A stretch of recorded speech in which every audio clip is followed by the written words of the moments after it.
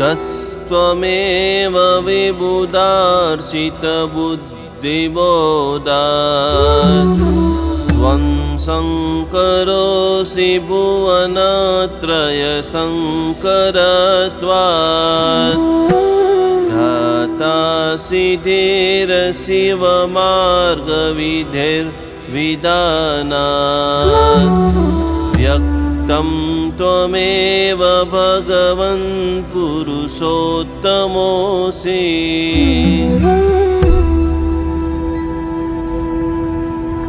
ॐ ह्रीं अर्हं नमो उग्गतवाणम्।